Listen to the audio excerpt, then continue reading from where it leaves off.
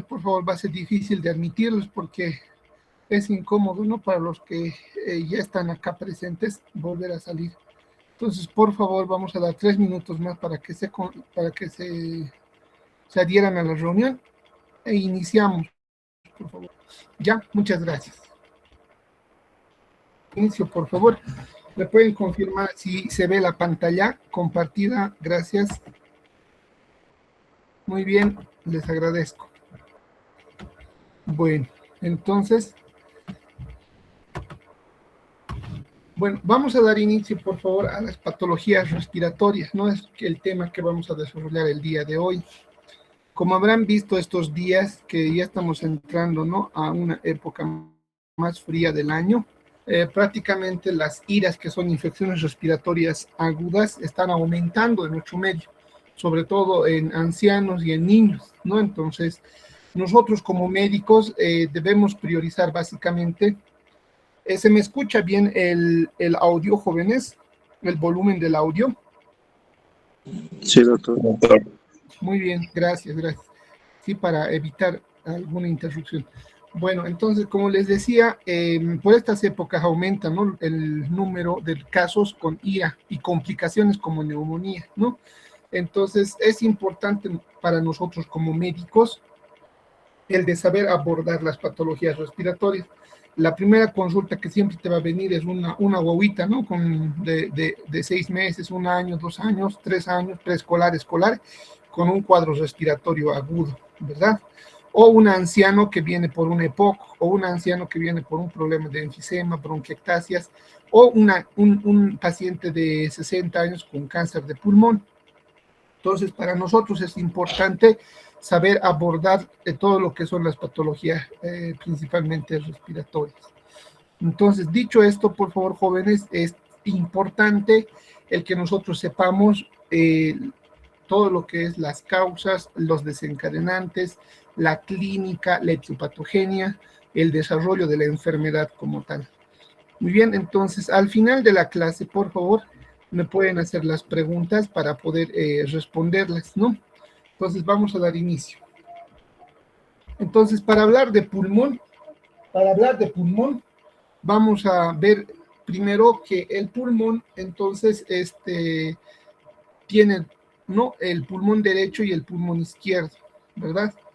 Entonces, ambos están conectados por lo que es la vía respiratoria principal, que es la tráquea, que se va a dividir a su vez en 2 ramas, ¿no?, que en este caso vamos a marcar. Son 2 ramas.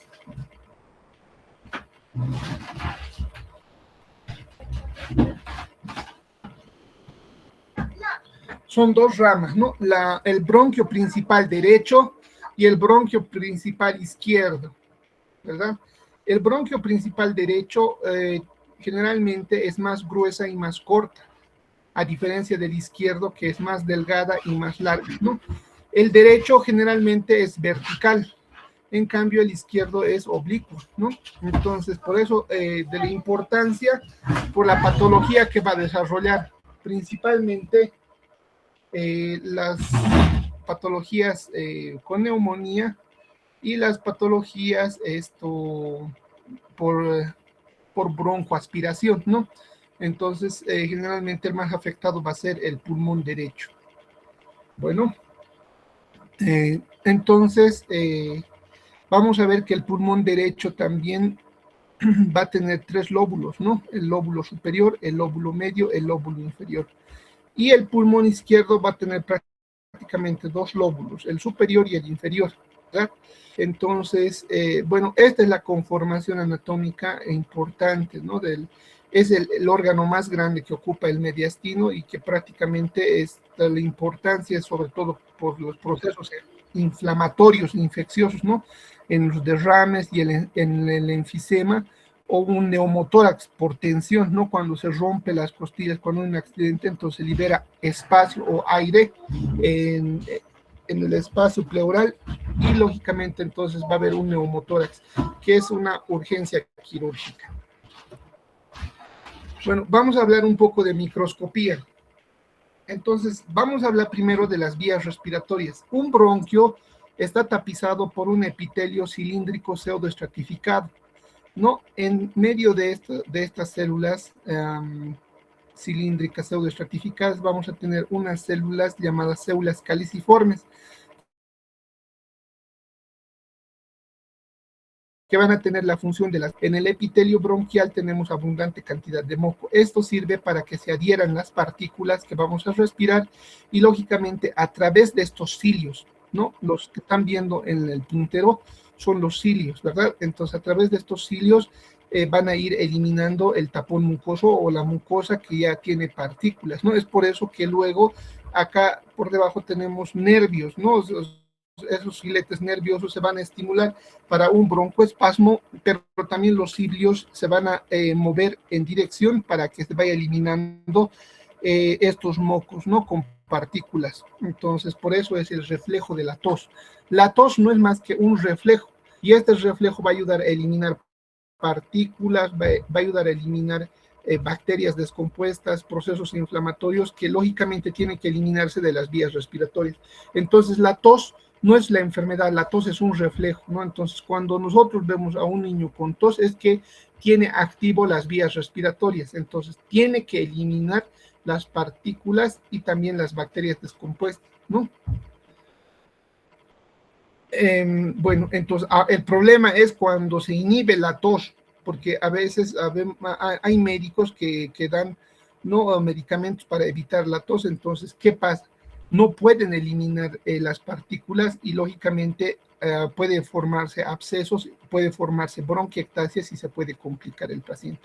Entonces, lo ideal es que sí, los cilios, las células epiteliales bronquiales, son una vía por la cual tienen que eliminar todo lo que son las partículas externas, bacterias y demás, ¿no? A través de las células caliciformes, a través de las células epiteliales pseudoestratificadas con sus cilios, ¿no? Como escobitas, estos cilios son los que van a eliminar estas partículas.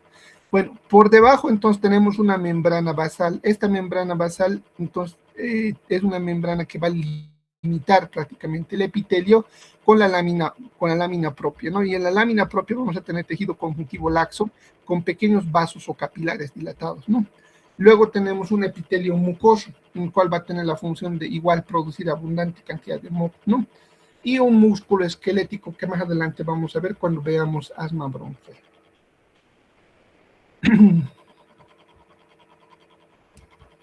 Bueno, denme un segundito porque, a ver, por último les vamos a aceptar, creo que hay 8 estudiantes. Bueno.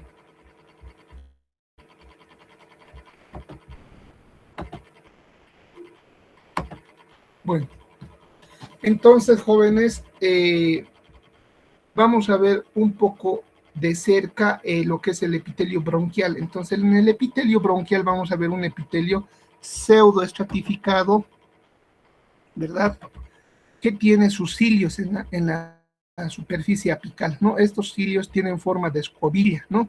Que van a tener la función principalmente de tener movimientos oscilatorios, pero principalmente eliminando el moco con partículas externas, ¿verdad?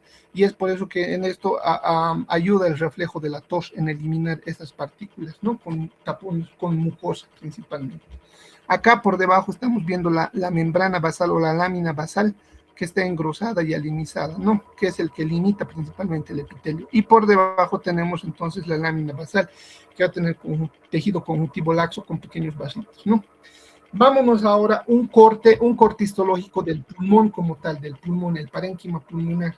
Entonces, ¿qué vamos a ver? Primero vamos a ver que el bronquio, que hemos dicho la tráquea, el bronquio, las ramas del bronquio derecho e izquierdo van a tener ramas que son los bronquios segmentarios apicales, y los bronquiolos terminales que van a terminar en forma de saco. Aquí todavía van a tener epitelio respiratorio que hemos mencionado, un epitelio cilíndrico pseudocertificado con cilios, ¿no? Una vez que termina acá en la parte final, jóvenes, ya vamos a entrar en territorio del tejido pulmonar. Entonces, el tejido pulmonar está formado principalmente por lagunas alveolares, son alveolos, ¿no? Estos alveolos van a estar unidos así entre células neumocitos tipo 1, neumocitos tipo 2, y van a formar los sacos alveolares, ¿no? Que se ven de esta forma. irregular de unos espacios, ¿no? Que es lo normal. ¿Por qué? Porque tiene aire, ¿no? Entonces tienen que estar vacíos los sacos alveolares. Y aquí vamos a ver unos capilares pequeños que van a distribuir sangre y retorno venoso también, ¿no? Donde van a principalmente ocurrir el intercambio gaseoso. Entonces acá tenemos, jóvenes, un alveolo, ¿no? El alveolo prácticamente es este espacio que está constituido principalmente por neumocitos tipo 1 y por neumocitos tipo 2. Ahora alguien me dirá, doctor, ¿cómo puedo diferenciar neumocitos tipo 1 versus neumocitos tipo 2? Los neumocitos tipo 1, jóvenes, son células epiteliales planas, ¿no? Aquí estamos viendo que son células planas, y los neumocitos tipo 2 van a ser células epiteliales más gruesas, ¿no? Entonces van a ser más engrosadas, más cuboides. Entonces estas células cúbicas, generalmente más agrandadas, van a ser los neumocitos tipo 2. ¿Cuál es la diferencia entre un neumocito tipo 1 y tipo 2? Principalmente la producción de surfactante. La surfactante, en jóvenes, es una sustancia tensoactiva. ¿En qué va a ayudar eso? En que mantenga siempre distendidas las paredes alveolares para que pueda ocurrir el intercambio gaseoso. Cuando el bebé nace, en el primer llanto, tiene que liberarse la mayor cantidad de surfactante para que entonces mantenga el agente tensioactivo distendida los espacios de la pared gaseosa. No ocurre esto, jóvenes. El recién nacido no puede respirar, va a tener el síndrome de distrés respiratorio del recién nacido, y eso generalmente ocurre en recién nacidos del sexo masculino y en madres que han tenido su bebé por cesárea, ¿no? O en madres diabéticas. Entonces, para evitar esto, pues, y tenemos que siempre, primero que sea término, ¿no? Porque ustedes saben que el embarazo puede durar desde 38 hasta las 40 semanas, ¿no ve? El embarazo. Ahora, antes de las 36, 35, 34 semanas, todavía es inmaduro el producto, ¿no? Y los alveolos todavía, a nivel alveolar, los neumocitos tipo 2 todavía no pueden liberar la surfactante. Por lo tanto, si nace en este periodo, el producto va a tener problemas para respirar, ¿verdad? Por eso es importante. Nuevamente acá estamos viendo los neumocitos tipo 2, que son más grandes, y los neumocitos tipo 1, que son más aplanados. Y en el estroma propiamente puede haber algún histiocito o algún macrófago epitelial, ¿no? Ahí. Y acá en la superficie estamos viendo la parte del bronquiolo terminal, ¿no? Que es un epitelio que puede ser cúbico o cilíndrico con sus cilios, ¿no? Que caracteriza principalmente.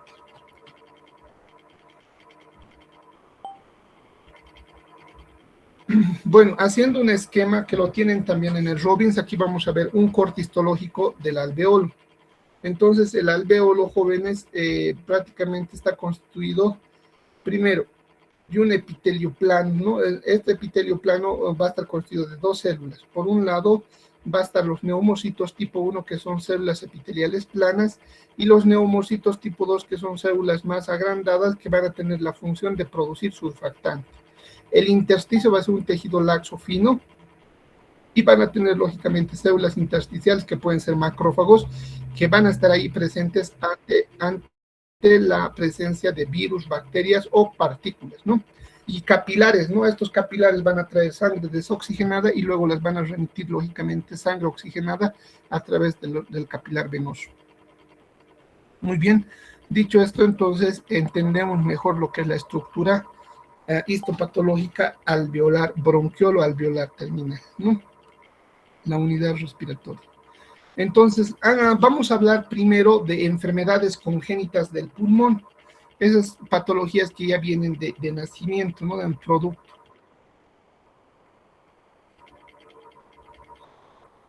Ese sí, van a disculpar, que luego dicen, el doctor no me deja de ingresar, vamos a adoptar a las dos personas más que han entrado.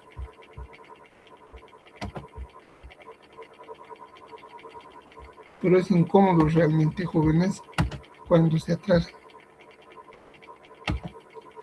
Bueno, enfermedades congénitas del pulmón, entonces, ¿no? Una de las patologías más importantes es la hipoplasia pulmonar. La hipoplasia pulmonar es el desarrollo incompleto, porque va a tener solamente un esbozo del pulmón, ¿no? En este caso, ya sea derecho o izquierdo, puede tener una hipoplasia, que es un tejido pulmonar que va a ser inmadura, ¿no? O que no va a completar su desarrollo, pero hay un esbozo embrionario, ¿no? Entonces, este esbozo a veces es funcional o a veces no es funcional, ¿no? Entonces, lógicamente, en cuanto a tamaño y a peso, va a estar realmente reducido, ¿no? Entonces, como ustedes verán, es una masa pulmonar pequeña, ¿no? Pero que tiene su bronquio principal, ¿no? Y esto se denomina hipoplasia. Entonces, el desarrollo incompleto es inmaduro en cuanto a lo que es el pulmón, ¿no? Es pequeño, en tamaño igual es pequeño y bajo en peso, ¿no?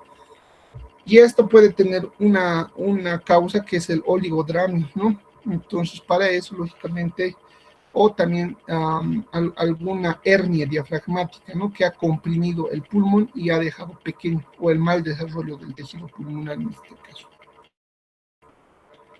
Otra lesión que vamos a ver en niños son los quistes, principalmente el quiste broncógeno, ¿no? O que puede ser producido por una alteración en el desarrollo embrionario del intestino embrionario anterior, que se quedan remanentes, ¿no? Como una lesión quística a nivel cervical anterior. Y esto, lógicamente, pueden aparecer como pequeños sacos, ¿no? Quísticos, que a veces no tienen dolor, pero estéticamente se ve, ¿no? En los niños, muchas veces pueden llegar a fistulizar. ¿Eso qué significa? Que puede tener salida de un líquido mucinoso o seroso y a veces se puede infectar y puede ser purulento. Entonces, el diagnóstico es a través de una ecografía y, lógicamente, de una exéresis por un cirujano pediatra. Muy bien. Otra patología que es importante ver es el secuestro pulmonar, ¿no? Entonces, ¿qué es el secuestro pulmonar? Es un tejido pulmonar bien delimitado, ¿no? Que va a tener su propia irrigación, ¿no?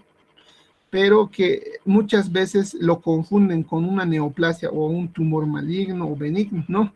Que ecográficamente o radiológicamente se ve una masa adherida al pulmón. Entonces muchos dicen, doctor, me ha dicho el pediatra que mi guagua tiene un tumor cerca a la base del pulmón.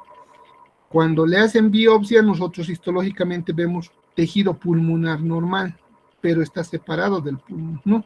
Y lógicamente tiene una irrigación autónoma. Entonces, eso es un secuestro pulmonar, ¿no? Ahora, puede haber secuestros extralobulares, como estamos viendo en la imagen. Esta, por ejemplo, es un secuestro extralobular, ¿no?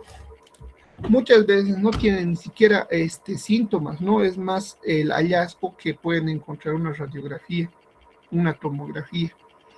Luego tenemos los secuestros intralobulares, quiere decir presencia de un tejido pulmonar ajeno dentro de un lóbulo pulmonar dentro, ¿no? Pero que no está unida al pulmón ni por vasos ni por vías aéreas.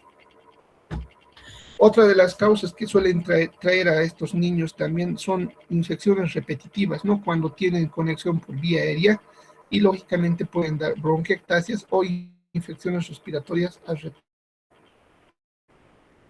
Bueno, ahora vamos a hablar, muchos van a escuchar seguramente en pediatría, niños que van a tener distrés respiratorio, problemas de no poder respirar, van a saturar bajito. Y esto justamente se debe por una enfermedad llamada enfermedad de la membrana hialina, que se caracteriza porque va a haber depósito principalmente de proteínas, ¿no? Que esta proteína va a cubrir la capa de los alveolos con una capa hialina, ¿no? Por eso se llama hialinosis. Hialina, que es de un color rosado homogéneo, ¿no? Y va a tener espacios aéreos que van a estar completamente llenos de proteína, ¿no? Y no van a dar paso al intercambio gaseoso. Es por eso que el niño, el recién nacido, tiene problemas de respiración. Ahora, ¿cuáles son las causas para desarrollar membrana hialina?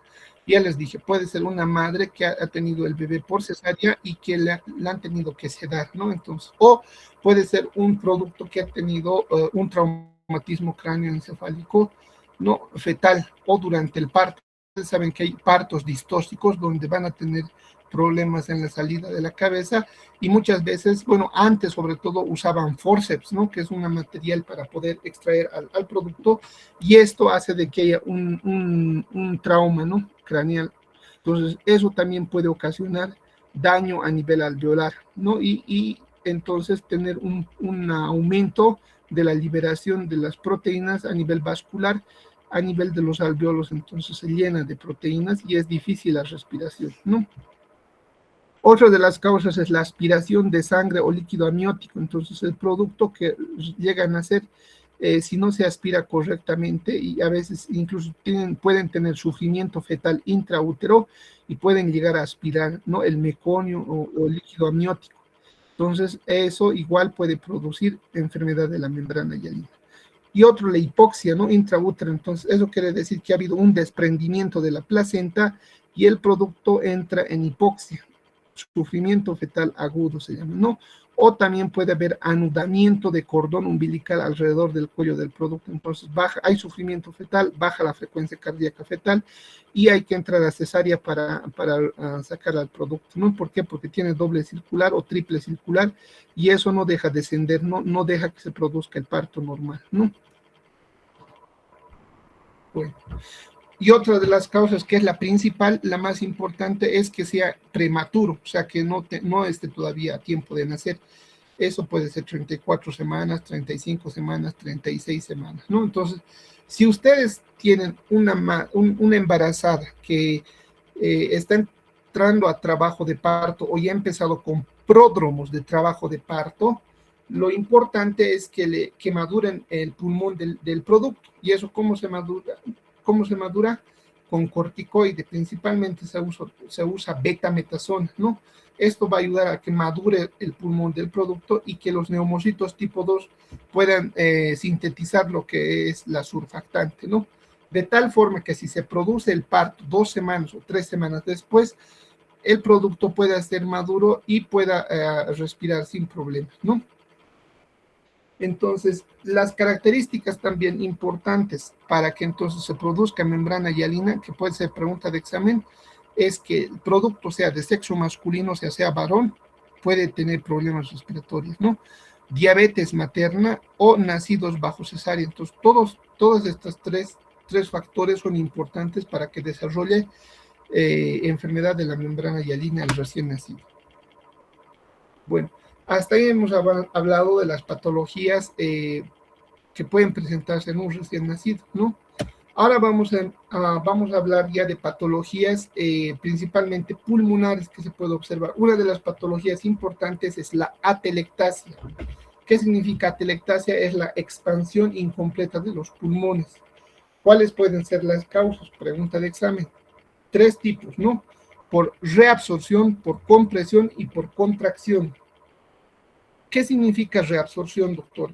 Una atelectasia por reabsorción se va a dar cuando hay una obstrucción completa de una vía aérea. Puede ser rama o puede ser principal, que puede darse por moco o por cuerpo extraño o por tumor también, ¿no? Muchas veces se ha visto que a este nivel de la vía aérea puede haber obstrucción por tumor, por moco, ¿no? O por un cuerpo extraño. Y esto lógicamente va a hacer de que haya una expansión incompleta del lóbulo de la zona del pulmón que corresponda y se va a dar una atelectasia, ¿no? Luego tenemos por compresión. ¿Qué significa por compresión?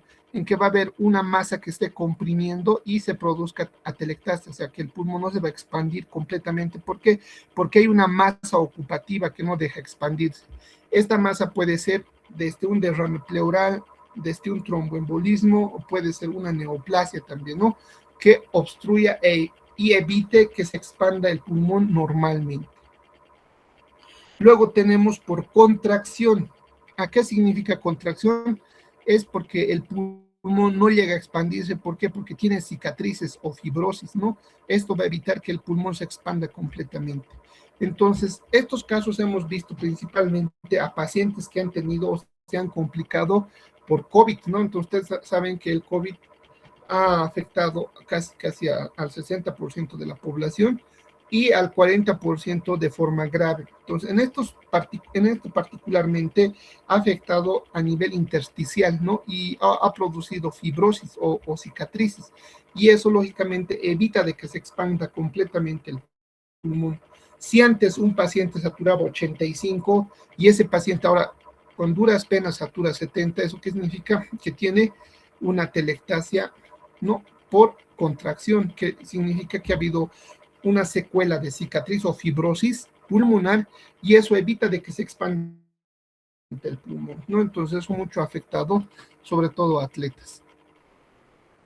Bueno, ahora vamos a hablar de una patología grande, ¿no? Una patología grande llamado enfermedad pulmonar obstructiva crónica, ¿no? El famoso EPOC, los que no saben, ¿no?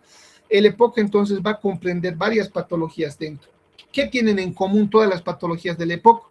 Tienen que hay una resistencia al flujo aéreo por obstrucción que puede ser parcial o puede ser completa. ¿Cuáles son estas patologías? La bronquitis crónica, el asma bronquial, el enfisema y las bronquiectasias, ¿no? Todas estas patologías jóvenes van a ocasionar una resistencia de flujo aéreo por obstrucción que puede ser parcial o completa. Generalmente son crónicas, ¿no? Bueno, vamos a hablar de cada una de ellas, ¿no? Del enfisema, que es una destrucción de la pared alveolar por hiperinsuflación, las bronquitis crónicas, que son tos productiva por vías aéreas inflamadas, y el asma bronquial, que es una obstrucción reversible crónica, ¿no? Con broncoconstricción. Entonces, vamos a hablar primero del asma bronquial, jóvenes, ¿no? Entonces, tienen que saber bien lo que es el asma bronquial, porque hay muchos pacientitos que vienen en emergencia y a consulta por asma bronquial, y a veces no siempre es fácil de tratar o reconocer, ¿no? Porque suelen confundirse incluso con otras patologías. Por definición, entonces, el asma bronquial es un trastorno crónico de la vía respiratoria de la conducción causado por una reacción inmunitaria, ¿verdad? Perdón, jóvenes, tengo una llamadita. Enseguida, por favor, continuamos.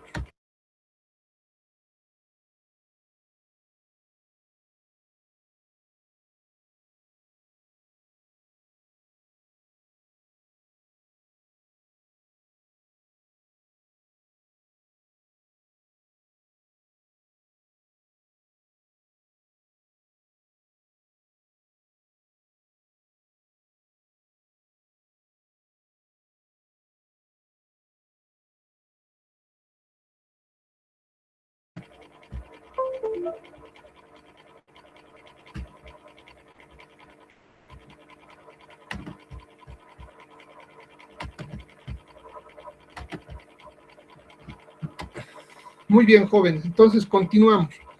Dijimos que el asma bronquial, entonces, como concepto, es un trastorno crónico de las vías aéreas que va a producir una broncoconstricción permanente, pero reversible, ¿no?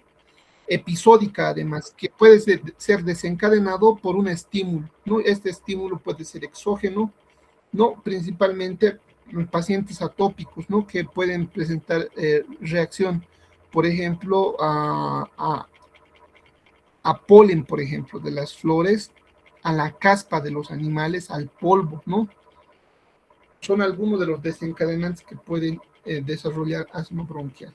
Entonces, cuando hablamos de asma bronquial, jóvenes, vamos a hablar de dos tipos. Un asma bronquial extrínseco, también llamado atópico, y un asma intrínseco, también llamado no atópico, ¿no?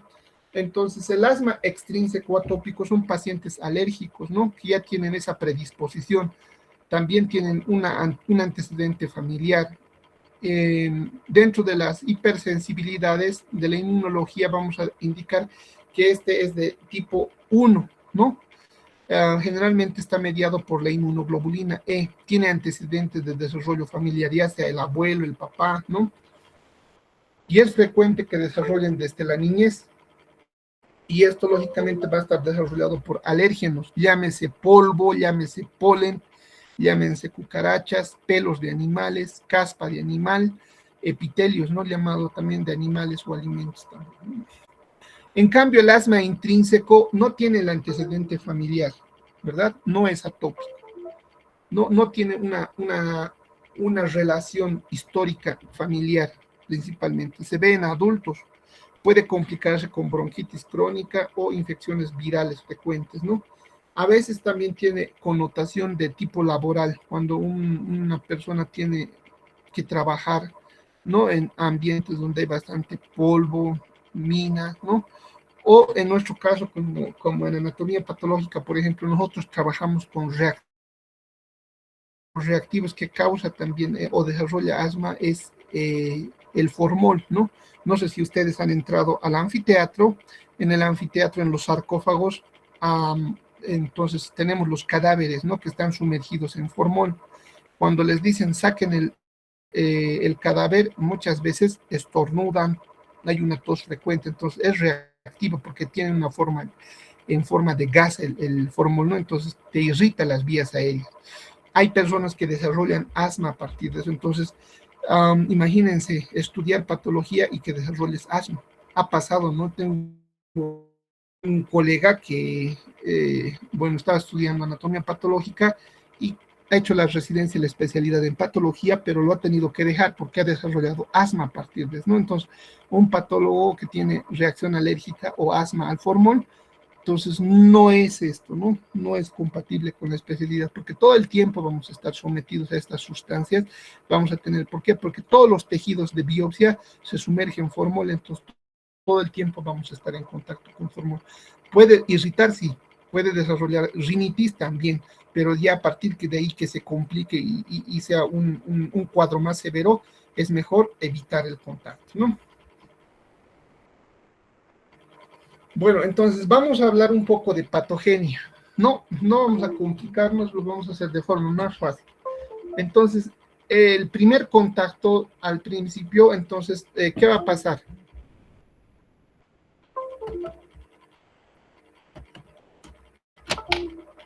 Entonces, vamos al respirar seguramente el niño, la persona que tenga asma, va a inhalar lo que es un alérgeno, puede ser polen.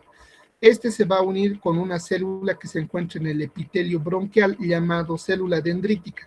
Esta célula dendrítica va a emitir una señal hacia los linfocitos llamados TGLPER2. Estos linfocitos unidos con la señalización de la célula dendrítica va a producir lo que son la interleucina 4. Esta interleucina 4 se va a unir entonces a los linfocitos B y se va a transformar en célula plasmática. Esta célula plasmática, ¿qué va a secretar? Va a secretar inmunoglobulina E. Esta inmunoglobulina E se va a unir a los receptores del mastocito y va a liberar histamina. Esta histamina entonces va a estimular al reclutamiento de los eosinófilos, y estos eosinófilos lógicamente primero van a producir el reclutamiento, la vasodilatación, el proceso inflamatorio y la broncoconstricción y la vasodilatación, ¿no? Entonces, a partir de ahí inicia la cascada inflamatoria del asma bronquial. Entonces, si queremos complicarnos un poquito más, vamos a decir que entonces el antígeno es captado por las células dendríticas. Estas células dendríticas entonces van a estimular, hemos dicho, a los linfocitos T, que van a producir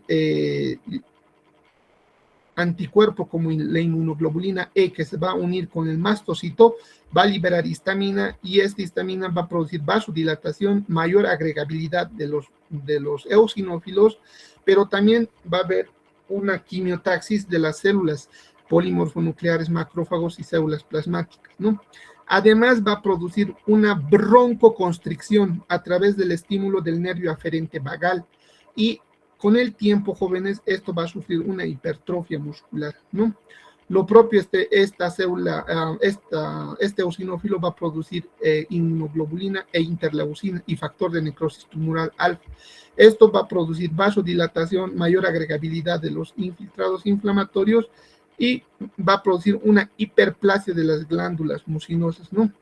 Y ya con el tiempo, en una lesión tardía, esto puede provocar incluso destrucción de las células, ¿no? Entonces van a ver ustedes las células epiteliales producen destrucción y atrofia del cilio. Entonces, este moco se queda estancado en los espacios bronquiales, ¿no? Se pueden sobreinfectar también. Entonces, estos son los cambios básicamente que vamos a observar en un paciente asmático. Pregunta de examen. Lo normal es que este sea un epitelio cilíndrico pseudoestratificado con los cilios y con un poco de moco, película mucinosa en la superficie, ¿no? Tiene una membrana basal, tiene una lámina propia, puede ver una o dos células inflamatorias, un músculo liso bronquial, que es normal, unas glándulas mucinosas grupales ahí y el cartílago. ¿Qué pasa? En un paciente con asma bronquial va a ser totalmente distinto. Muchas veces nos mandan biopsias incluso, ¿no? Entonces, vamos a ver, el primer cambio que vamos a ver es una película de mucosa o moco abundante. Este moco puede tener presencia de eosinófilos, incluso cristales de Charcot-Leyden, de eosinófilos, ¿no? O espirales de Kurzmann, más que se llama. Y esto se puede ver cuando hay una muestra de esputo. Nos envían, ¿no? Esputo, y en el esputo nosotros vemos cristales de Charcot-Leyden y espirales de Kurzmann. Pero también vamos a observar que hay una hiperplasia en las glándulas y un aumento de células caliciformes. Vamos a observar un engrosamiento de la membrana basal y un infiltrado abundante en banda difusa de células inflamatorias, principalmente eosinófilos, algunas células plasmáticas e histiocitos. Y el músculo liso bronquial también las vamos a ver bien engrosadas, ¿no? Y las glándulas mucinosas también hiperplásticas con abundante secreción de moco. Entonces, estos son los cambios que vamos a observar, ¿no? Principalmente en un paciente asmático. Ahora vamos a observar las características macroscópicas de un pulmón de un asmático. Entonces, el pulmón vamos a encontrar primero hiperinsuflado, ¿no? O sea, va a estar realmente insuflado. ¿Por qué? Porque si bien entra el aire, no puede salir el aire. Entonces, vamos a tener expandida el pulmón. Como va a estar bien oxigenado, va a estar de color rosado, ¿no? Y a la disección, o sea, por ejemplo, en un paciente que ha fallecido por un problema, por un estado asmático, vamos a tener entonces, como les digo, un pulmón bien insuflado, bien, ¿no?, distendido, y a su apertura entonces vamos a ver que en los bronquios vamos a tener moldes de moco. Estos mocos pueden llegar a formar moldes y obstruir, ¿no?, y producir también atelectasias. Entonces, básicamente vamos a llegar a obstruir los bronquios, ¿no?, ramas de los bronquios también. Pues como pueden observar acá en un corte histológico vamos a ver la luz bronquial dilatado, pero principalmente con moco, abundante moco, ¿no? Este moco va a tener infiltrado inflamatorio de eosinófilos, ¿no? Además, ¿qué vamos a ver? Hemos dicho, vamos a ver una membrana basal engrosada y un infiltrado inflamatorio a este nivel crónico principalmente, con eosinófilos, células plasmáticas e histiocitos. Pero también vamos a ver una hipertrofia de la muscular, del músculo bronquial, ¿no?, que es característica. Entonces acá nuevamente vamos a repasar los cambios. Un bronquio normal, un bronquio con asma.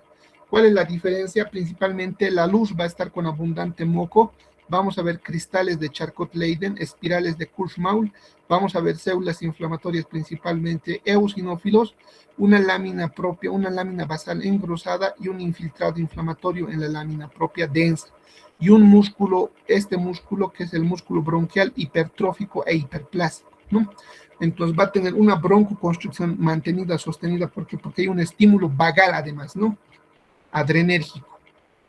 Y vamos a ver una hiperplasia de las glándulas mucinosas, que es característico del asma bronquial. Entonces, si nos envían moco de un paciente asmático, porque ustedes saben que paciente, ¿cuándo se dice sintomático respiratorio? A un paciente que tiene tos productiva por más de 2 semanas. Entonces, no siempre puede ser tuberculosis, no puede ser asma bronquial. Pacientes asmáticos también tienen tos crónica persistente, pero también pueden llegar a eliminar esputo. Y en este esputo podemos encontrar entonces células inflamatorias eosinófilos, y ustedes ven acá vamos a tener pequeños cristales. Estos cristales rosados eosinófilos se llaman cristales de Charcot-Leyden. Es la cristalización de los eosinófilos, ¿no? Y aquí estamos viendo una sombra oscura espiral. Estos se llaman espiral de Kurzmann, ¿no?, que es característico del asma bronquial.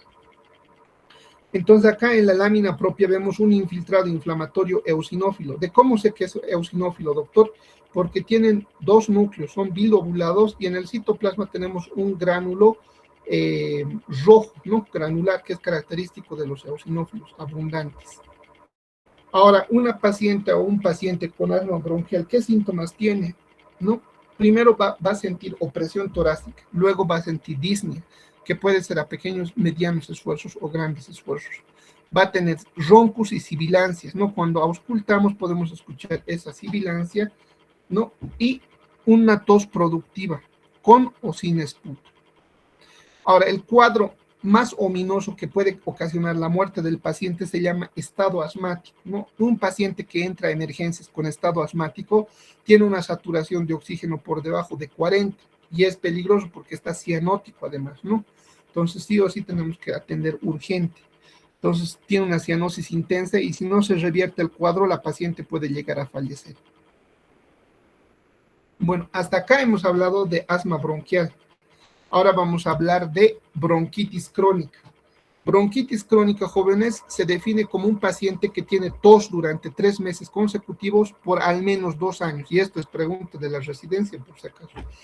Y esto, si le preguntamos al pacientito, ¿usted tiene hábito de fumar? Sí, doctor, una caja de cigarrillo por día, pero también trabaja en un lugar contaminado, donde de repente queman, ¿no? Algún trabajo que tiene con eliminación de vapores, ¿no? O la cocina, etcétera. Luego que tiene procesos infecciosos repetitivos, ¿no? Este año 3, 4 veces he tenido problemas de pulmón con infección, me han dicho que era bacteriano, me han dado tratamiento y demás. ¿Tiene factor genético? Sí.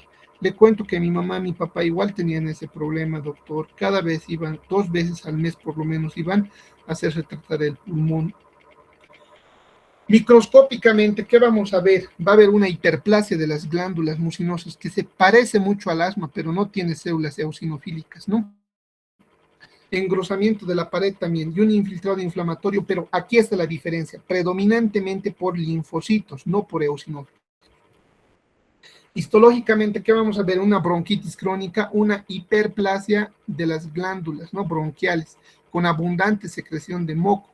Y en el infiltrado inflamatorio, ¿qué vamos a ver? Principalmente linfocitos. Esa es la diferencia con asma bronquial. Bronquiectasias. Ahora, aquí la clave para diferenciar estas patologías es en el título, en el nombre, ¿no? Ectasia. ¿Qué significa ectasia? Ectasia es dilatación. Cuando hablamos de bronquiectasias es dilatación permanente del conducto bronquial. Entonces, ¿esto por qué se va a dar, doctor, esta dilatación permanente? Porque va a haber una destrucción del músculo liso y del tejido elástico. Y eso puede ser como consecuencia de infecciones recurrentes o repetitivos maltratados, ¿no? Que pueden necrosar el músculo y puede haber una dilatación permanente de los bronquios o los bronquiolos causados por infección y necrosis de la pared, ¿no? Entonces, ¿qué vamos a observar? Una obstrucción bronquial. Esta obstrucción bronquial puede darse por tumor, cuerpo extraño, que va a causar una necrosis de la pared y una broncodilatación persistente. Congénitamente puede ser una alteración en el desarrollo de la musculatura que no contrae y se mantenga distendida, ¿no? Infecciones también como la neumonía necrotizante o la tuberculosis o el estafilococo que pueda destruir la pared del bronquio y que pueda mantener distendida de forma indefinida, ¿no?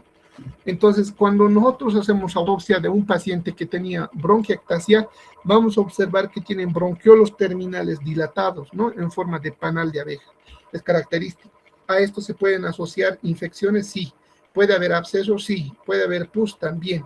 Por eso estos pacientes generalmente vienen complicados con infecciones bacterianas y hay que tratarlos constantemente, ¿no? Entonces acá estamos viendo bronquiolos terminales dilatadas saculares, ¿no? Es una característica. Por eso cuando nosotros hacemos autopsia, con la tijera ingresamos casi hasta la pleura porque los bronquios están tan dilatados que nos permiten hacer eso. Ahí estamos viendo histológicamente un bronquiolo terminal dilatado con una pared necrótica y con un infiltrado inflamatorio linfoide predominante. Pueden formar abscesos incluso, ¿no? Ahora vamos a hablar de otra patología llamado enfisema pulmonar. Entonces, doctor, ¿qué es enfisema? Es un aumento de tamaño irreversible de los espacios aéreos distales del bronquiolo terminal. Puede estar acompañado con o sin destrucción de las paredes y con fibrosis, ¿no?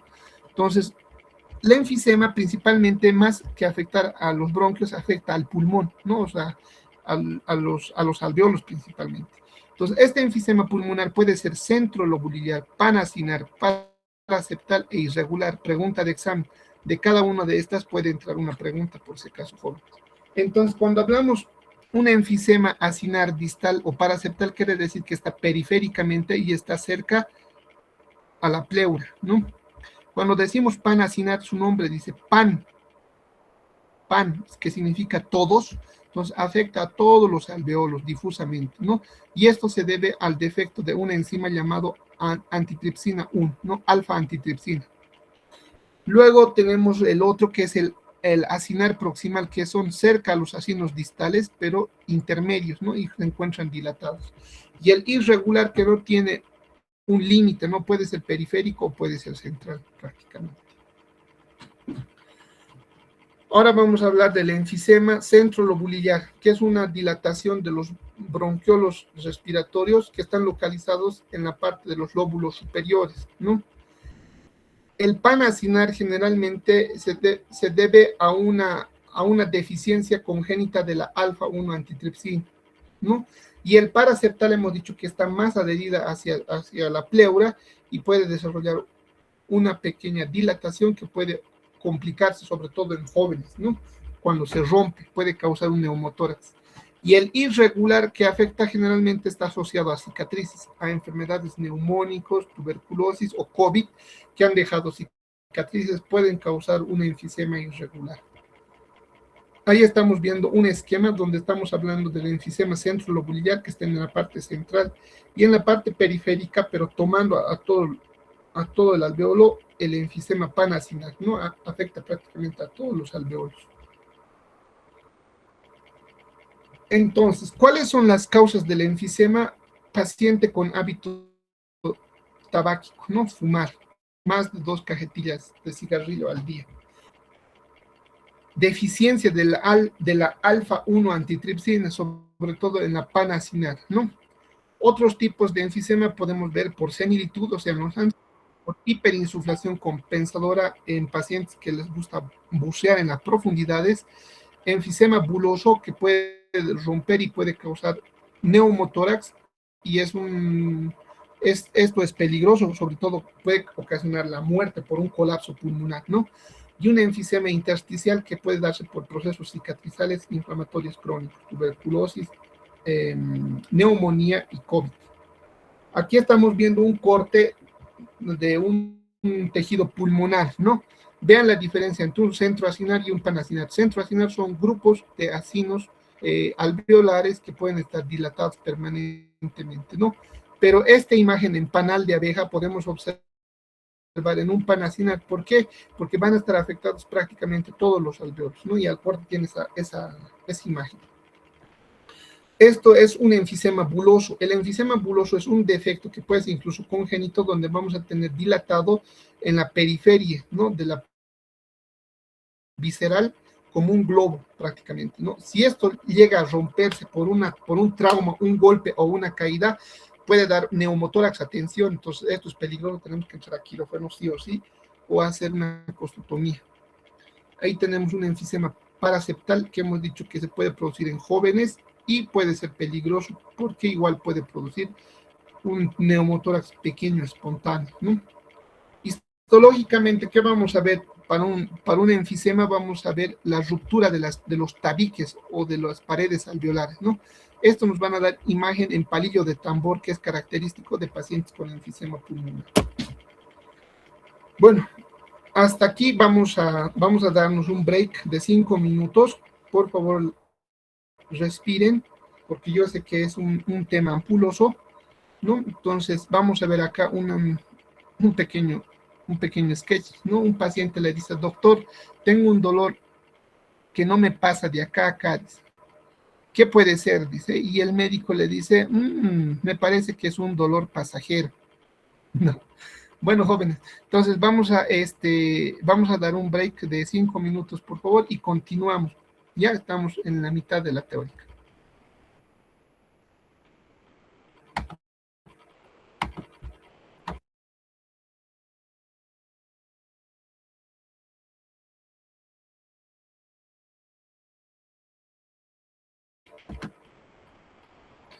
Bueno, entonces, estábamos hablando hasta acá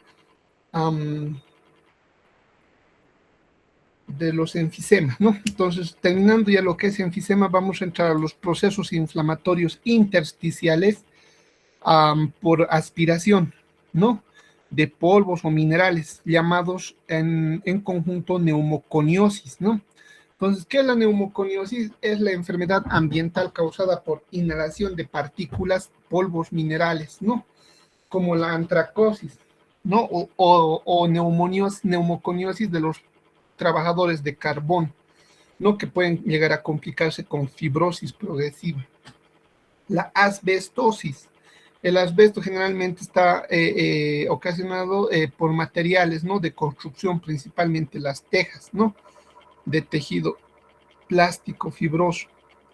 El silicio está en bastantes materiales que usamos a diario, ¿no? Uno de ellos, por ejemplo, es el material que usamos cuando compran un calzado o un tenis deportivo nuevo.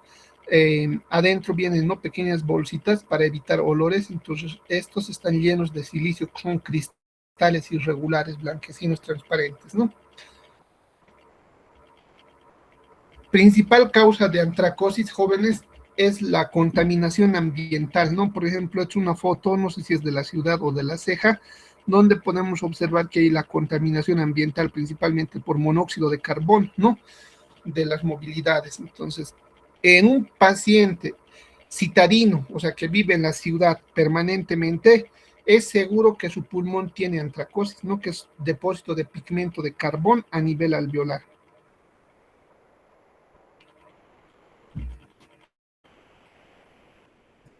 Otros ejemplos, el síndrome de Kaplan, ¿no? Que es una neumoconiosis de carbón, de silicio o asbesto, pero está asociado a la artritis reumatoidea. Cuando tiene un paciente artritis reumatoidea, pero aparte tiene síndrome de Kaplan por neumoconiosis, ya sea de carbón, silicio o asbesto, se llama síndrome de Kaplan. Microscópicamente vamos a ver macrófagos cargados de partículas de carbón, ¿no? Que son de color pardo oscuro. Pueden tener asociados fibrosis intersticial. Entonces, vean ustedes, esto es una autopsia de un paciente, bueno, que ha muerto por otras causas, ¿no? La antracosis, ¿no? O una patología pulmonar por carbón no causa la muerte, joven. Sí puede causar fibrosis, sí. Sí puede causar la pérdida de capacidad respiratoria, sí. Pero es parcial, ¿no? Entonces, no es una causa directa. Pero aquí podemos ver, por ejemplo, en la pleura, que hay depósito de pigmento oscuro, no es antracosis, jóvenes. Vean, toda la periferia, depósito de un pigmento oscuro, es antracosis, ¿no? Ahora pueden ver ganglios, estos son ganglios peribronquiales que también pueden estar pigmentados oscuros, se llaman ganglios o adenitis antracóticos, se llaman. ¿No? Vamos a ver que este paciente, pero aparte tenía un problema respiratorio importante, tenía pus de la tráquea, ¿no? Bueno, la neumoconiosis del carbón o del trabajador de carbón, pues es más intenso, ¿no? Porque ellos prácticamente están expuestos a carbón, entonces el pulmón prácticamente se encuentra oscuro, ¿no? Como si cortáramos un carbón prácticamente por el depósito. Microscópicamente, ¿qué vamos a ver? Vamos a ver en el intersticio, podemos encontrar en el pulmón fibrosis. Y en este proceso fibrótico vamos a encontrar macrófagos cargados de partículas de polvo de carbón, ¿no? Entonces, como son miles y millones, vamos a ver entonces un área fibrosa pardo oscura, ¿no? Característica. Puede tener también afectación a vasos linfáticos y a ganglios linfáticos, ¿no? Entonces, otra patología que también es neumoconiosis es por aspiración, en este caso de asbesto, ¿no? Perdón, de silicio.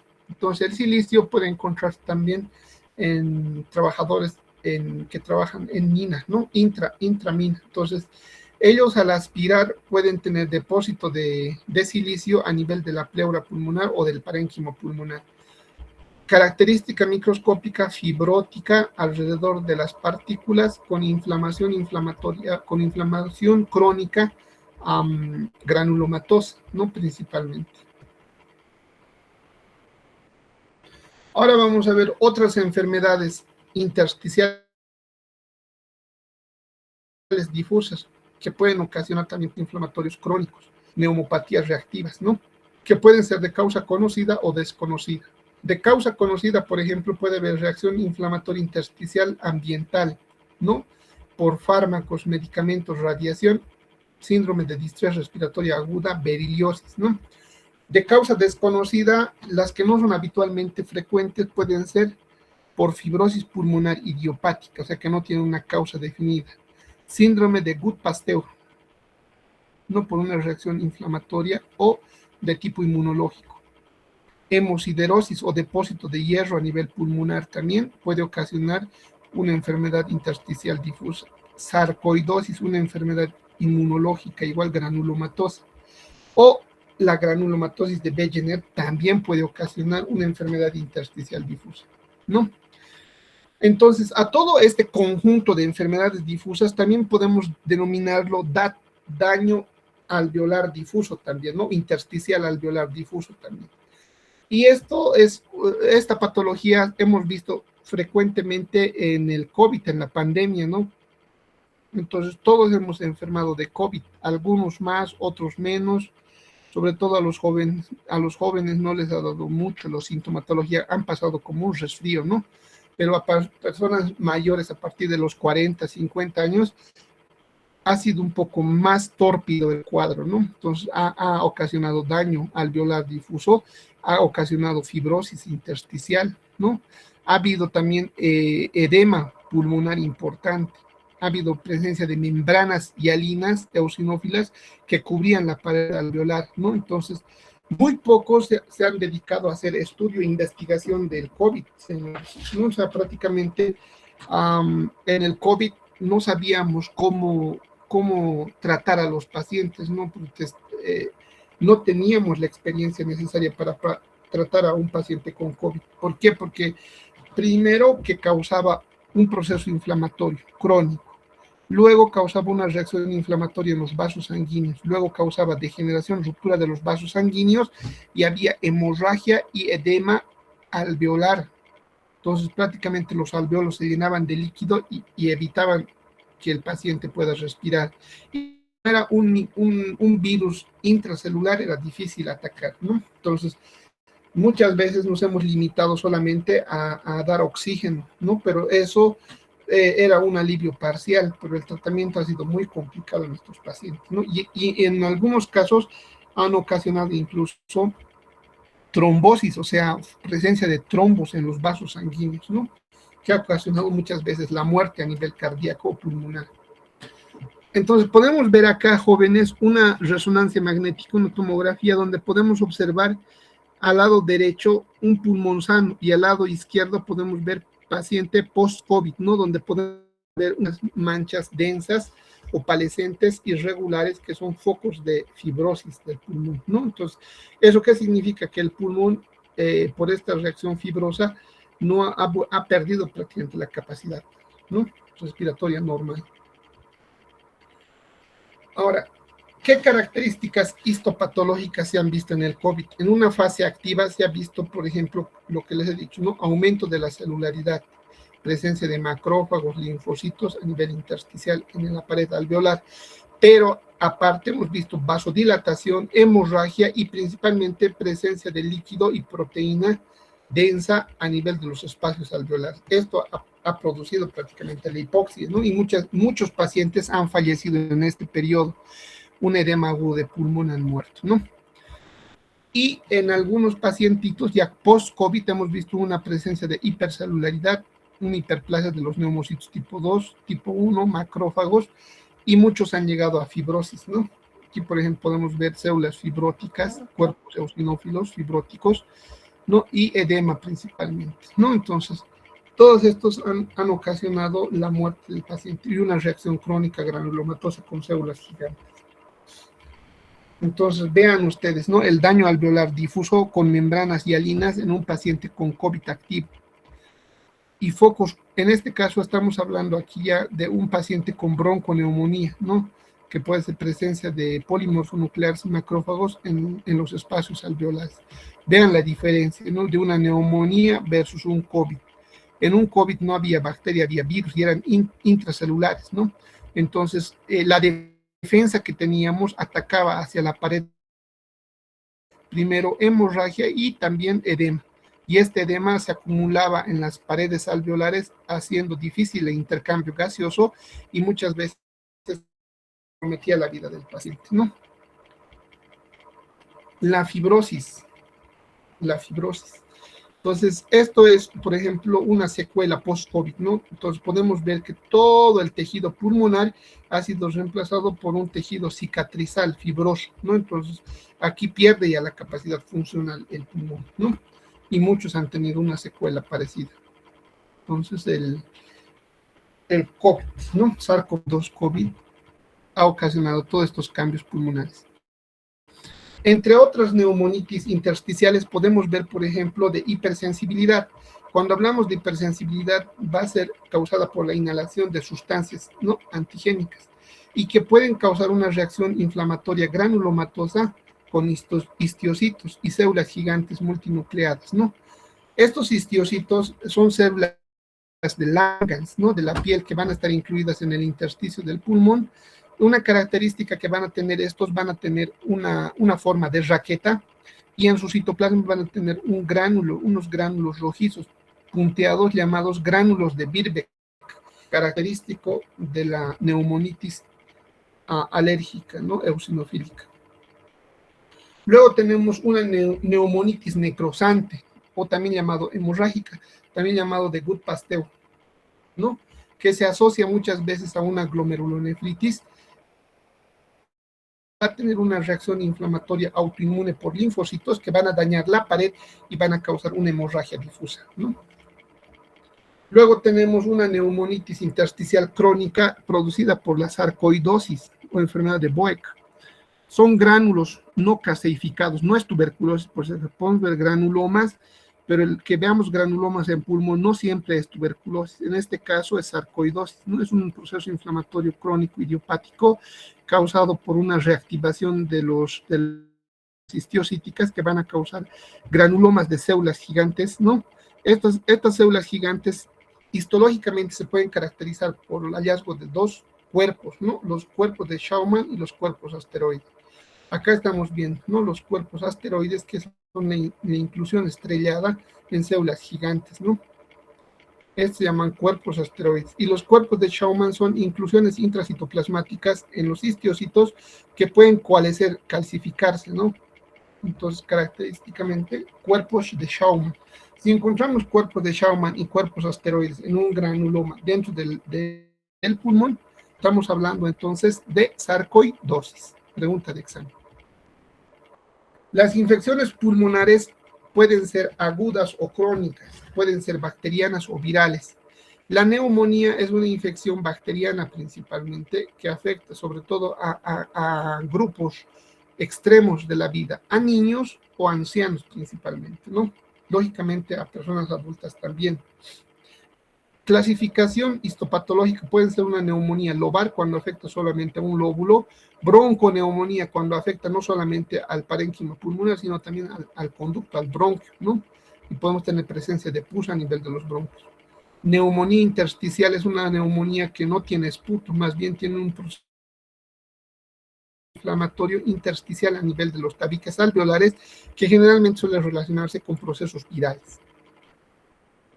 Las de causa bacteriana, ¿cuáles son las principales causas bacterianas? El estreptococo, el neumococo, ¿no? Que prácticamente afecta a un lóbulo completo. Puede consolidarse, ¿no? Como un tejido hepático prácticamente, ¿no? Por eso antes se veía indicación histológica según Robbins, una hepatización roja y una hepatización gris. Este tendría que ser una hepatización roja y de acá arriba una hepatización gris. La hepatización gris generalmente estaba ya con una remisión del cuadro y fibrosis, y la hepatización roja con un cuadro congestivo, hemorrágico y activo, con vasodilatación. Ahora, no siempre las bacterias, el estreptococo y el neumococo y el Haemophilus influenza van a ser causantes de neumonía. Tenemos algunos otros agentes que pueden causar una bronconeumonía severa y complicaciones, como el estafilococo aureus, por ejemplo. El niño, sobre todo, tiene una complicación importante que no solamente afecta al pulmón, sino las articulaciones también, ¿no? Y las atípicas también, como la Klebsiella neumonía, que pueden afectar también y pueden causar abscesos pulmonares, ¿no? En forma de parches. Aquí observamos una neumonía, ¿no? Donde al lado izquierdo vamos a tener un infiltrado inflamatorio activo en los espacios alveolares, y en el lado derecho vemos un tejido pulmonar sano, donde vamos a ver espacios pleurales normales, no libres, ¿no? Con espacios. Las neumonías atípicas afectan principalmente a nivel intersticial y son causadas por virus o micoplasma pneumoniae, ¿no? A veces es difícil de diagnosticarlos y tratarlos también, porque son pacientes que vienen con neumonía repetitiva, van a 3, 4 médicos, les dan antibiótico y les dan de todo y no remiten. Entonces hay que darles acitromicina, otro medicamento que es más específico para el micoplasma pneumoniae o unos agentes atípicos para poder resolver el cuadro, ¿no? La localización de la supuración en la pus pueden formar abscesos, pueden formar cavernas, ¿no? Las bacterias frecuentemente asociadas y complicadas son el estafilococo aureus y la Klebsiella y el Proteus también, ¿no? Bueno, ahora vamos a hablar de un proceso inflamatorio que igual va a ser bacteriano, bacilar crónico, llamado tuberculosis, ¿no? Bolivia es campeona en tuberculosis, y por eso también yo siempre les digo a mis estudiantes, médico que no sepa tuberculosis no es médico en Bolivia, ¿no? Porque prácticamente la tuberculosis va a estar no solo en el pulmón, va a estar en la piel, va a estar en el hueso, va a estar en el cerebro, va a estar en el espacio, en el líquido encefalorraquídeo, en el peritoneo, en el ovario, en el testículo, donde ustedes imaginen puede haber tuberculosis. Por lo tanto, un médico que no maneje tuberculosis para el diagnóstico no merece ser llamado médico, la verdad. ¿No? ¿Por qué? Porque nosotros somos campeones en tuberculosis. En otros países de primer mundo como Europa, Italia, Francia, etcétera, ver tuberculosis es una rareza. ¿Por qué? Porque los han controlado previamente, ¿no? Entonces, pero en nuestro medio es frecuente ver tuberculosis, ¿no? Entonces tiene varias causas, es además socioeconómico, también tiene que ver algo importante con el hacinamiento, nivel económico, ¿no? Incluso de educación, etc. Ahora, los tipos de tuberculosis pueden ser dos tipos, ¿no? Primaria y secundaria. La primaria generalmente es primoinfección y va a formar un complejo llamado complejo de Kohn. Secundaria generalmente ya es cuando los bacilos atraviesan al sistema, a la circulación sistémica y puede llegar a diseminarse a pulmón, ¿no? O la extrapulmonar que puede ocasionar y puede llegar a afectar a las meninges, al hueso o a los músculos, ¿no? Al riñón incluso. Entonces vamos a hablar de la tuberculosis primaria o complejo de Kohn.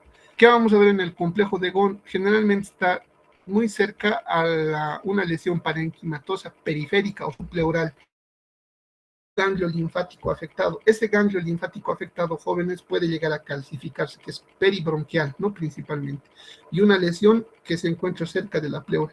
Es una tuberculosis primaria. Esta tuberculosis primaria, si nuestras defensas son aptas y pueden contener a la infección, normalmente sufre una calcificación y una fibrosis, ¿no? Entonces, ahí para la infección. Pero pacientes que tienen desnutrición, mala defensa, enfermedades crónicas como por ejemplo insuficiencia renal crónica o padecimientos del pulmón, tiene una dificultad, o diabetes, etcétera, tiene una dificultad con la respuesta inmunitaria, en ello se va a complicar la tuberculosis. Entonces ya pueden pasar al torrente sanguíneo y poder formar una tuberculosis miliar en el pulmón, o sistémico secundario a todos los pulmones, ¿no? Entonces, en un complejo de Gón, ¿qué vamos a ver? Una lesión parenquimatosa periférica o subpleural y un ganglio linfático que puede llegar a calcificarse, ¿no?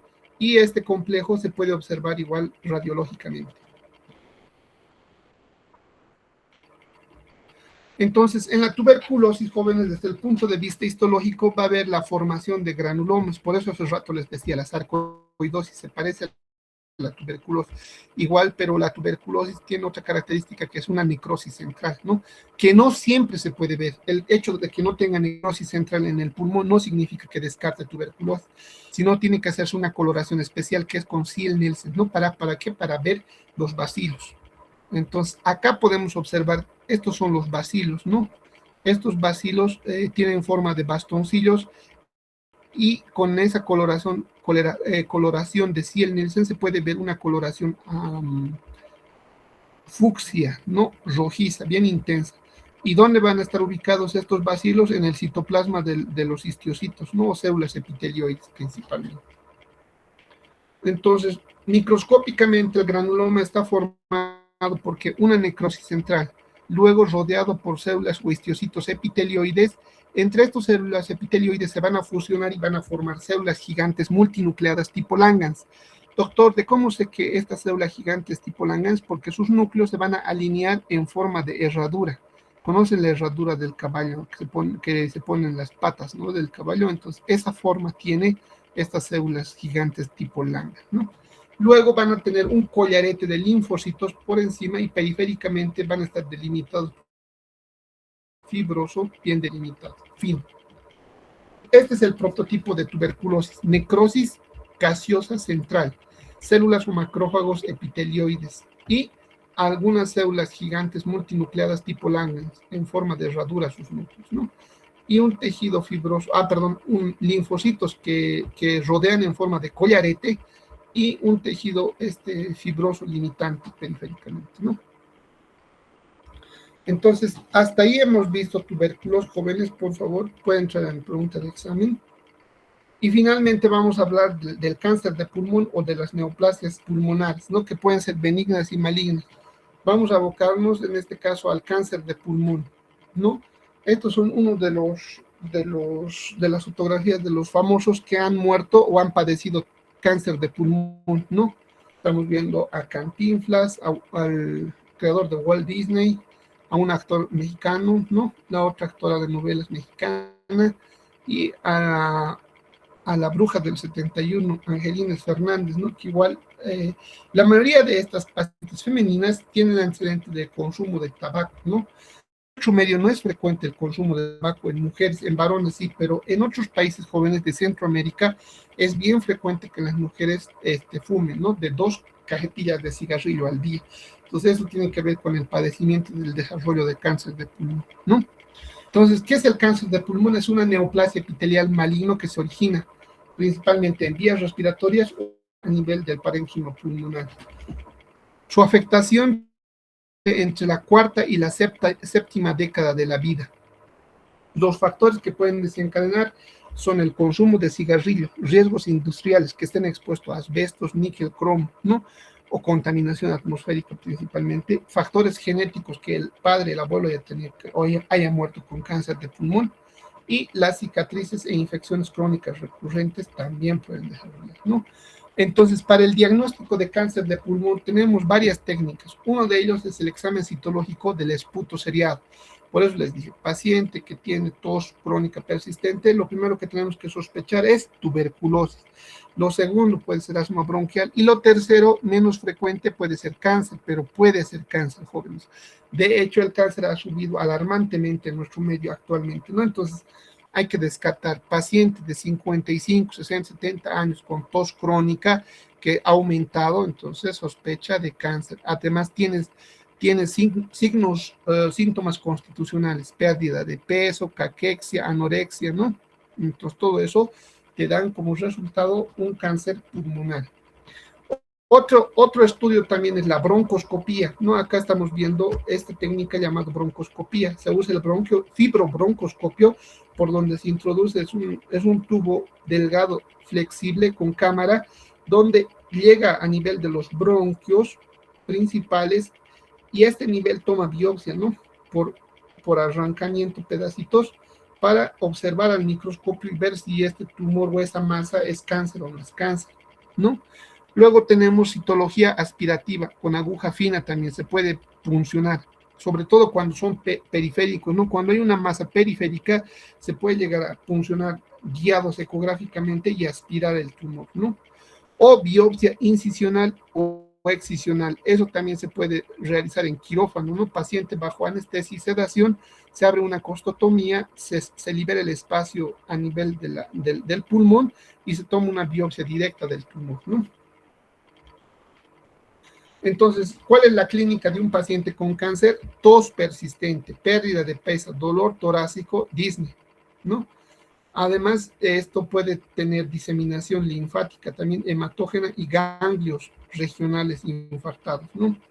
Los medios de diagnóstico que pueden ser auxiliares, la radiografía y la tomografía. El diagnóstico definitivo lo hace con la citología y con la biopsia. El patólogo, jóvenes. Todo luego es sospecha diagnóstica. Si ves una imagen de un tumor en el pulmón, en imagenología es sospecha. Clínicamente igual hay una sospecha. El único que confirma el cáncer es el patólogo. No hay otra especialidad.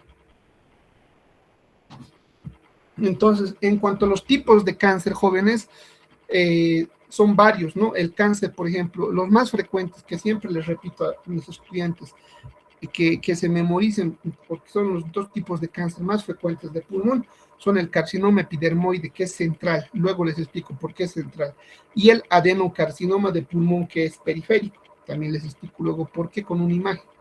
Además, podemos tener carcinomas indiferenciados, entre ellos tenemos carcinomas de células pequeñas. Por si acaso, el carcinoma de células pequeñas es el cáncer más agresivo del pulmón y que puede tener un origen neuroendocrino. Se ha visto que pacientes en 3, 4, 5 meses han muerto con el desarrollo de cáncer de células pequeñas. Células grandes generalmente se ve como epidermoide o adenocarcinoma. Y células carcinoides, que son células neuroendocrinas, también tienen un comportamiento. Y si son de baja proliferación, benignos, ¿no? Acá tenemos una imagen macroscópica y microscópica de un pulmón normal, pero acá tenemos ya un carcinoma epidermoide. ¿Por qué dijimos central? Porque se origina en la parte central, cerca de la tráquea o cerca de los bronquios principales. A ese nivel se origina el carcinoma epidermoide. Microscópicamente, ¿qué vamos a ver? Células epiteliales escamosas que van a desarrollar su displasia, pleomorfismo, pero el citoplasma rosado, ¿no? Que tiene queratohialina principalmente. Puede tener escama también. En cambio, el adenocarcinoma, jóvenes, es periférico, o sea, se encuentra cerca de la pleura, tiene una masa pequeña o grande, no en forma de pipoca. Histológicamente vamos a ver células glandulares atípicas con pérdida de polaridad, hipercromatismo, llamado adenocarcinoma, por si acaso, pregunta de examen, central y periférico. Metástasis. Estos tipos de cáncer pueden hacer metástasis primero regional a los ganglios linfáticos, a tejidos mediastinales, ¿no?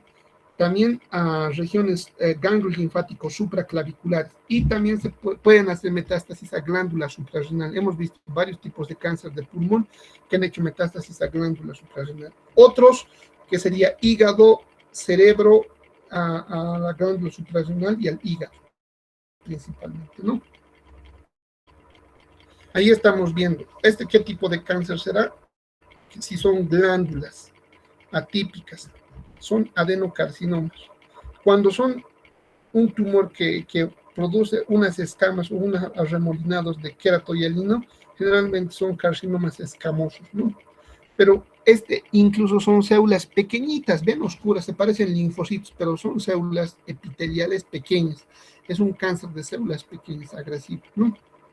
Y ahí estamos viendo, es una masa irregular que puede expandir tanto hacia los bronquios o al parénquima pulmonar.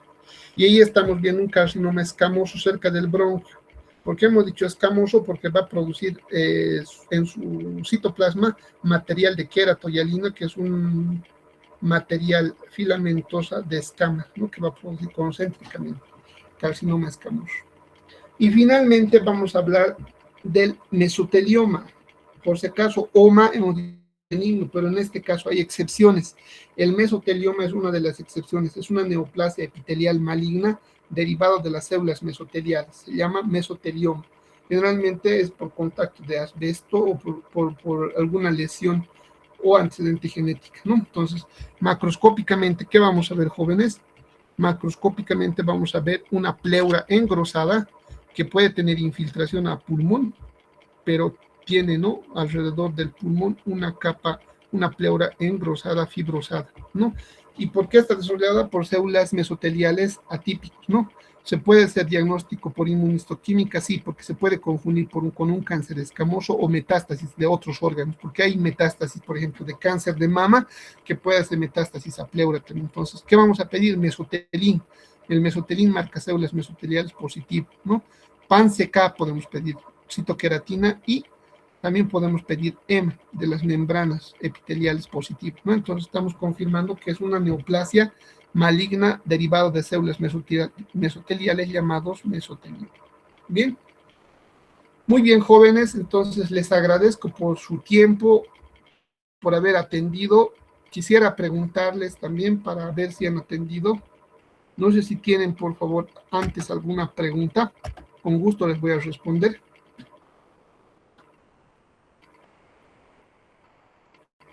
A ver, Juan Carlos Flores, adelante, por favor.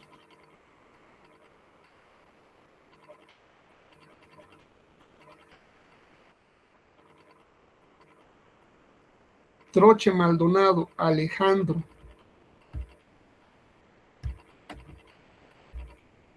Alison, Ana, Ángela, Ariel, Aide, Carla, Daniel, Daisy, Edith, Elvira, Fabián, Gregorio, son varios que han entrado, ¿no? Por favor, me gustaría si tienen alguna pregunta, alguna consulta o quieren completar algo referente al tema. Joel Yamil, adelante, por favor.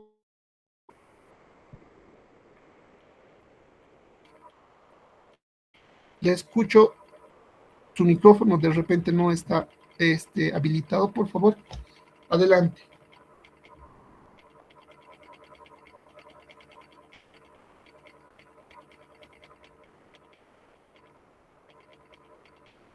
No lo escucho. ¿Algún otro estudiante, por favor, que tenga alguna pregunta?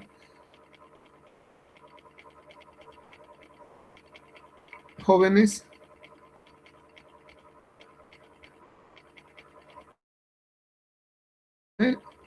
Shaggy dice, adelante, por favor.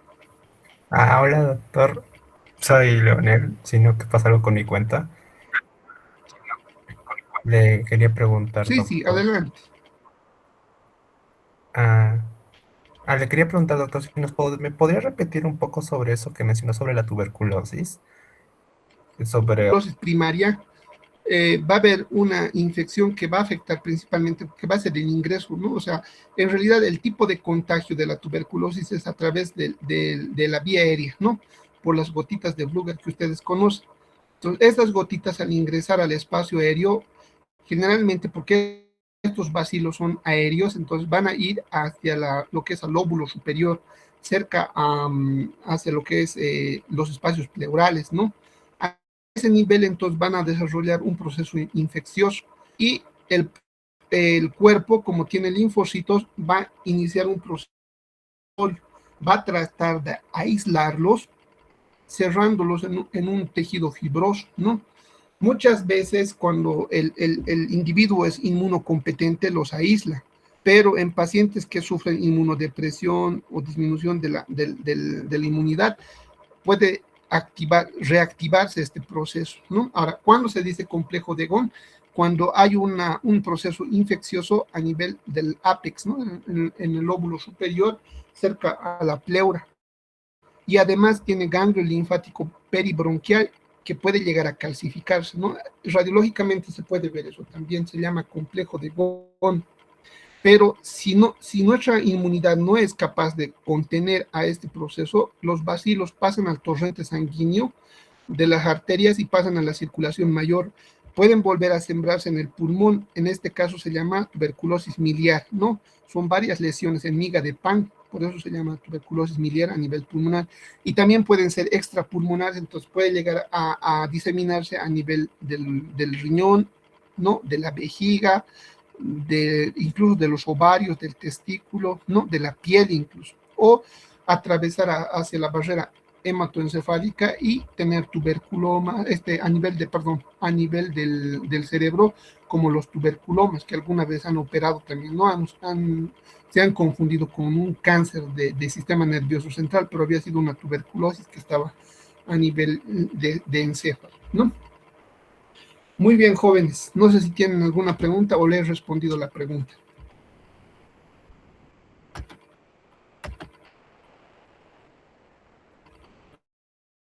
Bueno, entonces vamos a dar por culminado, jóvenes, la teórica.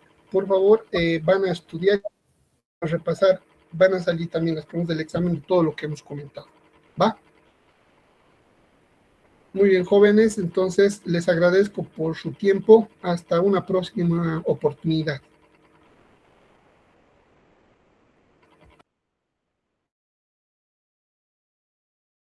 Hasta luego, doctor.